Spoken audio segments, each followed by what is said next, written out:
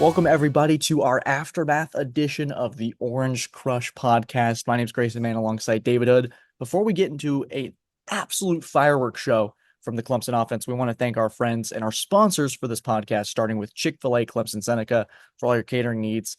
Shout out to our guy, Herb Tyler. And also, we want to thank Nason Accounting over in Greenville, South Carolina. We want to thank our sponsors for today's aftermath edition. David, explosions, records, so many big things happened today. Let's start with the third play, rather. Bryant Wesco Jr. made quite the splash in his home debut.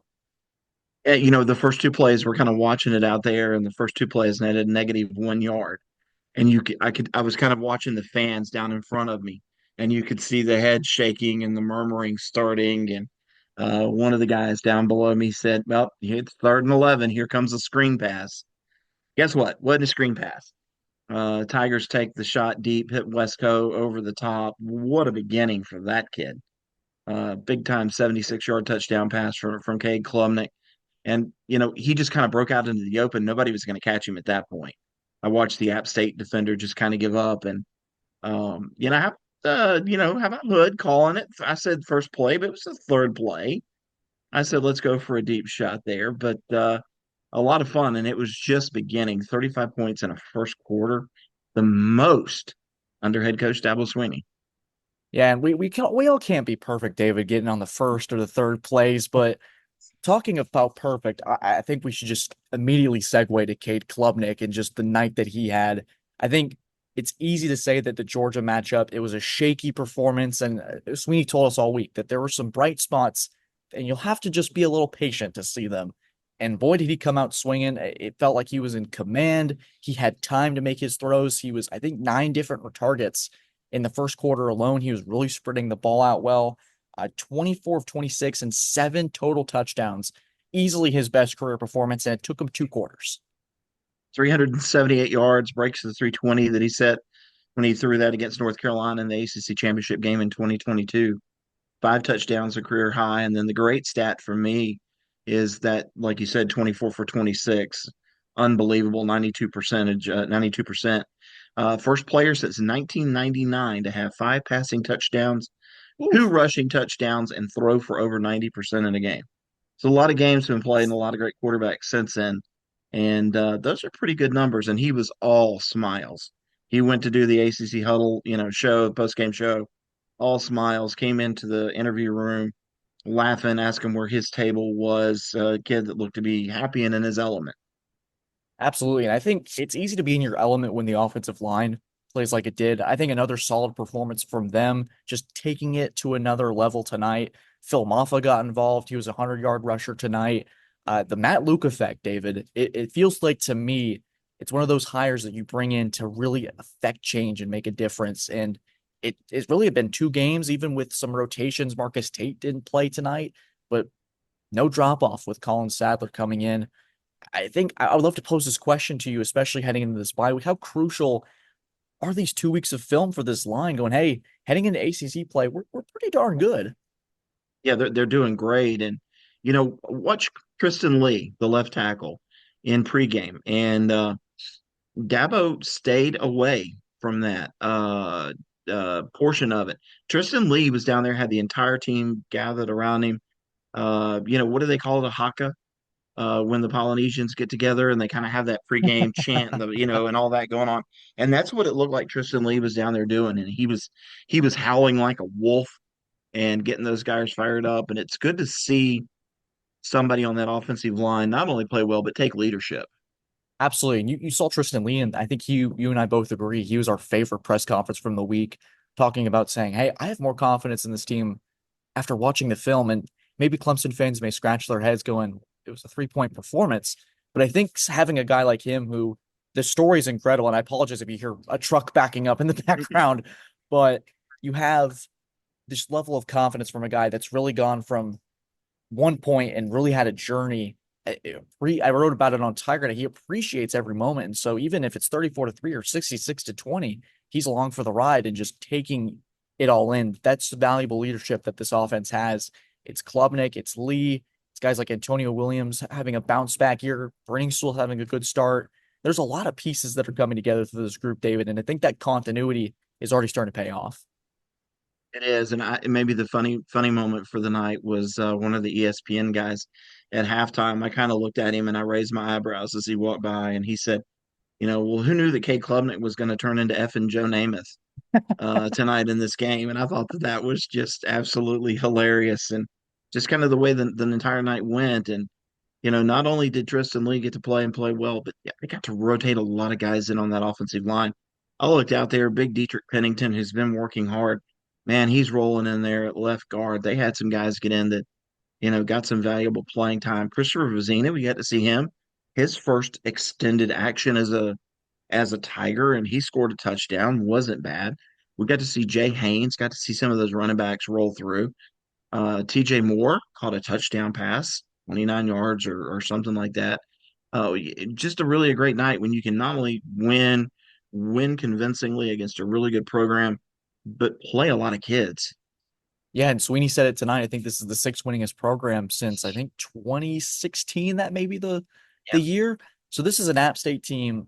A lot of Clemson fans talking to me before the game, being like, "I'm really nervous. This is a team that has history of coming into big spots on the road. They smell blood in the water, and for Clemson, it certainly was. If you have a cut in your arm, it was certainly pouring out. The Sharks were circling, and they came out. And I think the urgency, and Sweeney, I think, said it on the broadcast. I'm going to give the offense the ball every freaking time till y'all grow up. Sure. And boy, did they grow up tonight. I don't think, and I know, David, you've been around here a while. You've seen the good old days from back when Clemson was throwing these points around like it was nothing. But for me, this is my third year doing this. I haven't seen a performance like this. And for Clemson fans watching, David, I'm going to let the wiser, more seasoned veteran here have the nuanced take here. How should Clemson fans react to these first 2 weeks? Because certainly it's two very different results. 63 points worth for sure. Two very different results, and that's what happens when your quarterback comes out with some confidence. I almost believe that when Cade missed that first pass against Georgia, that passed him off in the flat, when he missed it, it shook him a little bit. And then Georgia's just so good. Come on now. That's, if not the top defense in the country, it's one of the top. And but he came out tonight and it was firing. And I love the game plan to go ahead and get him a deep shot early to try and get that confidence going. That's really the difference. And that, the wide receivers are running open. Antonio Williams, that throw to him was beautiful. It was gorgeous. He's running wild in the back of the end zone. You didn't see that kind of separation last week. So now you kind of take both of these games and you say, okay, so NC State's coming up next. They're good. They're not Georgia good.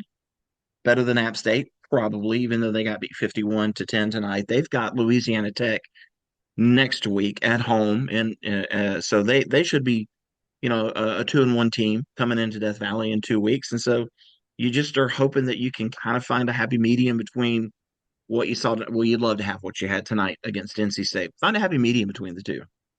And I always thought, David, and you can tell me if this feels crazy. I felt if Clemson was 2-1 after 3 games, that they'd be in a good position moving forward. And I know the Georgia result speaks a drastically different tale.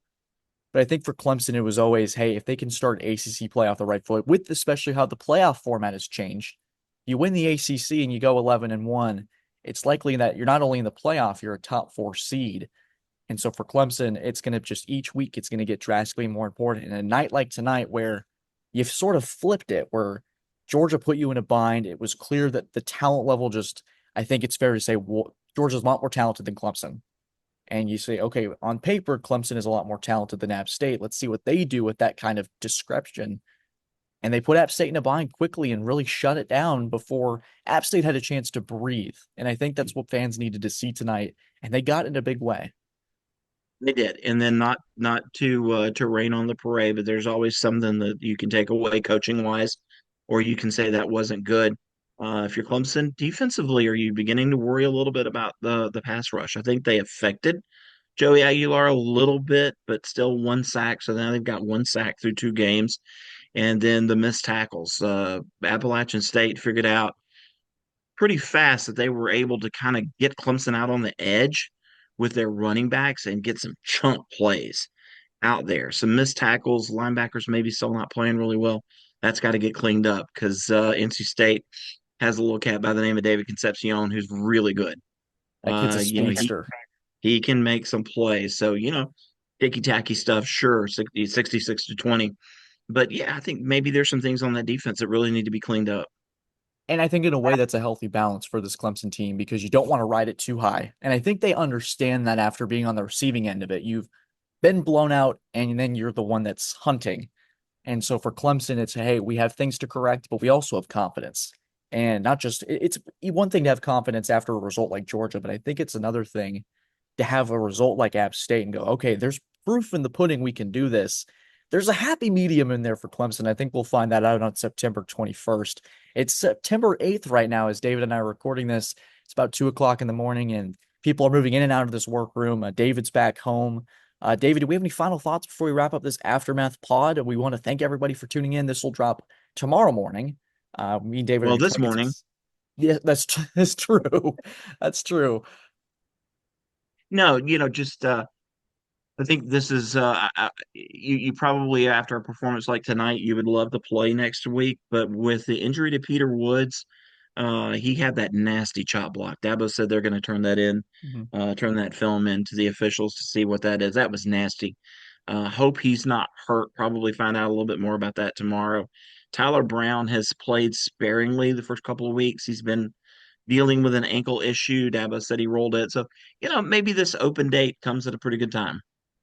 I would say so. And with ACC play coming along the way, we'll have plenty of coverage for over at TigerNet.com. You can check Dave and I stuff out. We're going to be rolling stuff out pretty much daily, guys. And you got it. This is the best time to be tapped into what we're doing here. We'll have the podcast, we'll have stories, notes, quotes, all that good stuff. And once again, this was Grayson Mann alongside David Hood and the Orange Crush Aftermath podcast. Really excited to bring this to you. Guys, have a great bye week and take care.